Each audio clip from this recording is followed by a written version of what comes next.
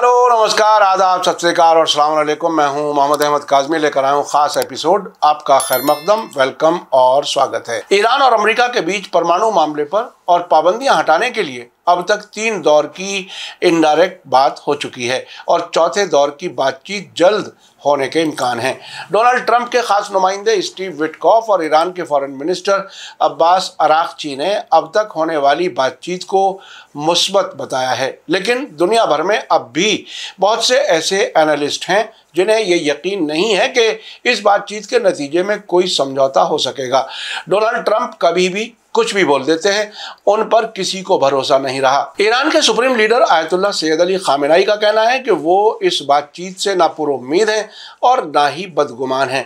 मौजूदा बातचीत की पेचीदगियां समझाने के लिए तेहरान में मौजूद ईरान रेडियो हिंदी के सीनियर जर्नलिस्ट अहमद अब्बास ने एक बहुत ही अहम वीडियो जारी किया है, जिसमें बहुत अंदर की बातें और वो हकीकतें बयान की गई हैं जो बाहर रहने वाला कभी नहीं समझ सकता।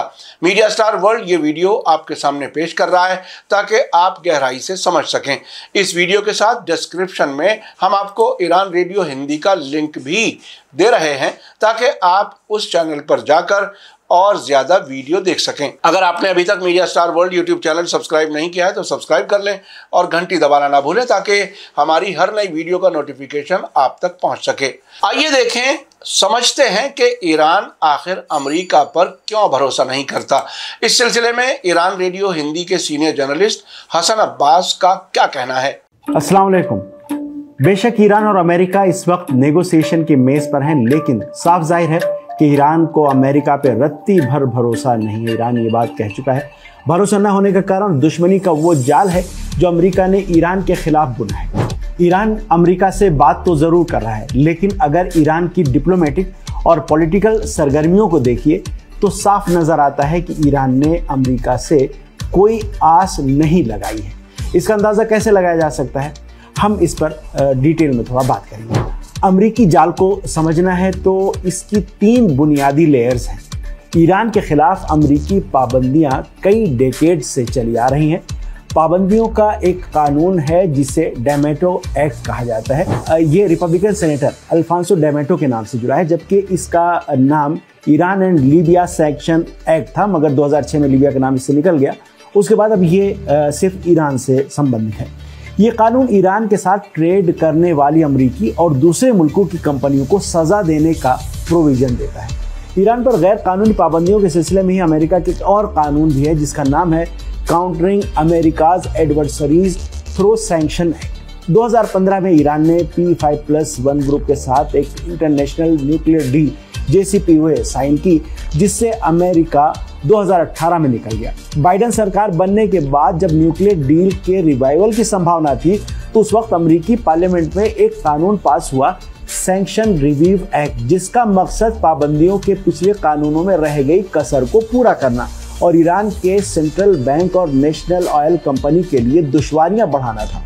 अमेरिका की तरफ से पाबंदियों के कानून इनके अलावा भी है। तो अमेरिकी जाल का एक पहलू ये पाबंदियां और ये कानून है। इस जाल का दूसरा पहलू अमेरिकी ऑफिशियल्स हैं जो हॉक्स कहे जाते हैं, जैसे national security adviser Michael Waltz, अमेरिकी फॉरेन मिनिस्टर मार्को रूबियो, जो ईरान के एनरिचमेंट प्रोग्राम के पूरी तरह ख़त्म कर देने की मांग कर रहे हैं। ऑफिशियल्स की लिस्ट काफ़ी लंबी है जो ईरान के खिलाफ है।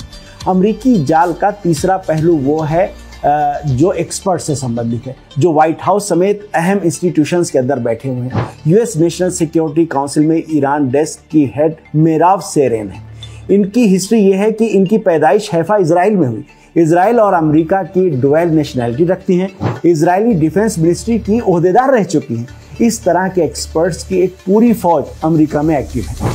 ईरान और अमेरिका जहां विदेश मंत्री अब्बास अरागची और ट्रंप के एनवाई स्टीव विटकॉफ की सतह पर इनडायरेक्ट बातचीत कर रहे हैं, वहीं दोनों मुल्कों के एक्सपर्ट्स के बीच भी बातचीत हो रही है। आपने ये सुना है। अमेरिकी डेलीगेशन में विटकॉफ के साथ एक्सपर्ट्स की टीम में जो लोग हैं उनमें बहुत खास हैं मिकाइल एंटोन। मिकाइल एंटोन लेबनानी फ्लांजिस्ट रह चुके हैं। लेबनानी फ्लांजिस्ट दरअसल लेबनान में एक्टिव रह चुका वो संगठन है जिसके इजराइल की सेना से बड़े करीबी रिश्ते रहे हैं और लेबनान पर 1980 के डेकेड में इजराइल का कब्जा करवाने में उसने इजरायली सेना का भरपूर साथ दिया।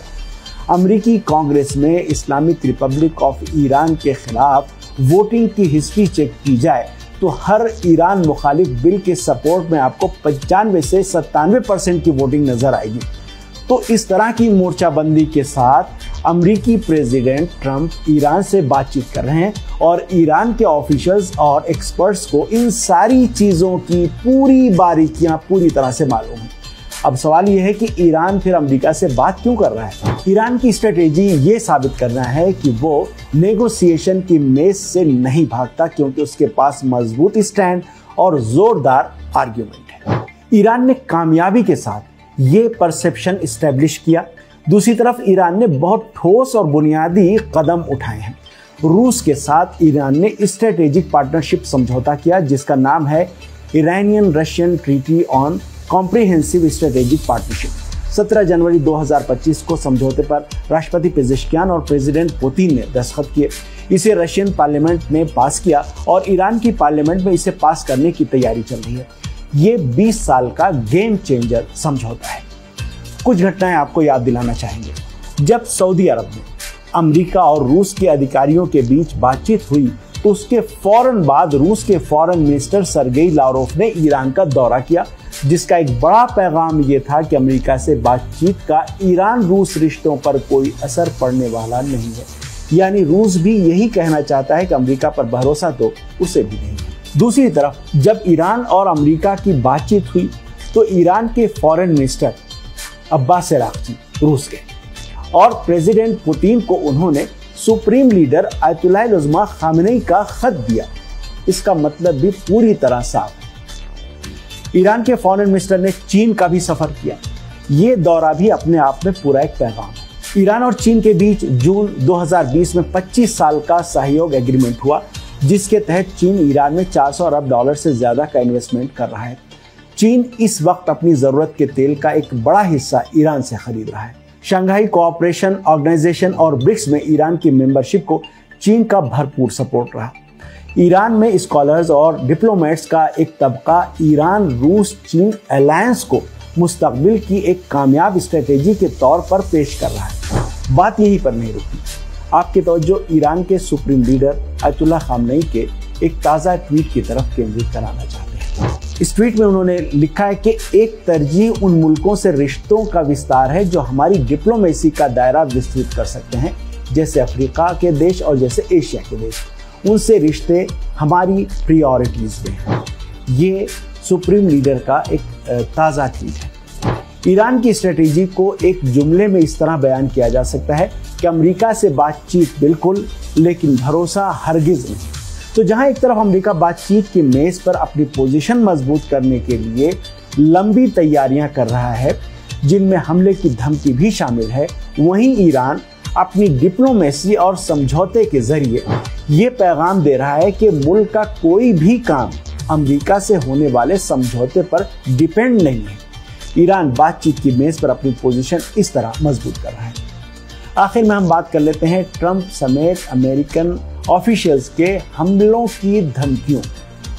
इन धमकियों से वो बातचीत की मेज पर अपनी पोजीशन मजबूत करना चाहते हैं, लेकिन सोमवार को अमेरिकी कैरियर यूएसएस हैरी ट्रूमैन पर यमनी फोर्सेस का जो हमला हुआ और जिसके नतीजे में अमेरिका का दूसरा F-18 हॉर्नेट फाइटर समंदर की तह में समा गया, उससे खुद अमेरिका के भीतर भी अमेरिकी सेना और नेवी की कॉम्पिटेंसी और इफेक्टिवनेस पर गहरे सवाल खड़े हो रहे हैं कि ये आर्मी और नेवी फिर ईरान का क्या बिगाड़ पाएगी जब यमन के सामने बेबस है। अमेरिकी अधिकारियों ने दावा किया था कि यमनी फोर्सेस की 60 और 65% से ज़्यादा मिसाइल कैपेबिलिटी अमेरिकी हमलों की वजह से तबाह हो चुकी है और $70 मिलियन का अमेरिकी जेट इसके बाद भी हैरी ट्रूमैन के डॉक से समुद्र की तह में चला गया।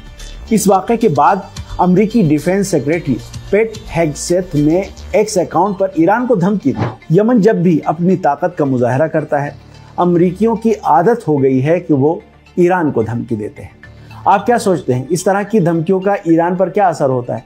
पिछले 46 साल से अमेरिकी इसी तरह की धमकियां ईरान को देते आए। वर्ल्ड की तरफ से आज की पेशकश आपको कैसी लगी कमेंट्स में जरूर लिखें। थैंक यू, धन्यवाद, शुक्रिया। जय भारत, जय हिंद। मीडिया स्टार वर्ल्ड के और वीडियो देखने के लिए हमारे चैनल को सब्सक्राइब करें। और सीधे नोटिफिकेशन पाने के लिए बेल आइकन दबाएं। और अगर हमारी खबर सच्ची और अच्छी लगे तो अपने व्हाट्सएप, इंस्टाग्राम, फेसबुक और ट्विटर अकाउंट पर जरूर शेयर करें।